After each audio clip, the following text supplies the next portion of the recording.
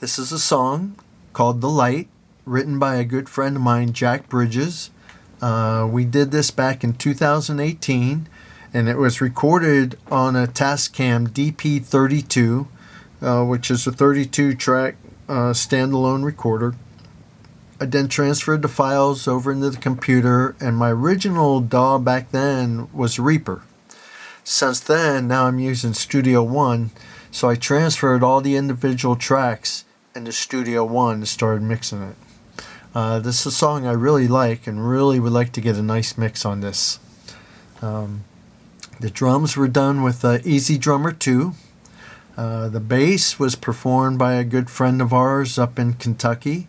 We sent him the tracks up there. He put it on the bass and sent it back down to us. All the 4 vocal tracks are done by Jack, who also did all the guitar work. It's got acoustic guitar, electric rhythm, a lead, and some electric fills. We also have organ track done by a good friend of ours who came in and did the organ on it. What I did this week is I went through the vocal tracks. Very good. I had gone through and did the alignment on them a while back ago, but I went back through the tracks individually, and I noticed there's a lot of breaths, big breaths, in between the sections. So I went back through and I cleaned all the breaths up. Some of them I left in there and maybe put a fade on them so they're not so dominant. Okay, but between the 4 tracks there was some that was very accumulative. So on the backup tracks and the double track, I basically took out all the breaths. On the lead track, I left some of them in there, but made sure they're very subtle and not too dominant. Okay. Also, although I had lined up a lot of the vocal tracks before, I did not concentrate on the tails too much. So I went back through, and some of the tails, I tried to line up the tails so they end together. And got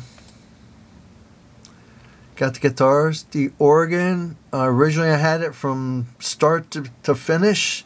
I decided to take it out of the first verse. So it's muted here. And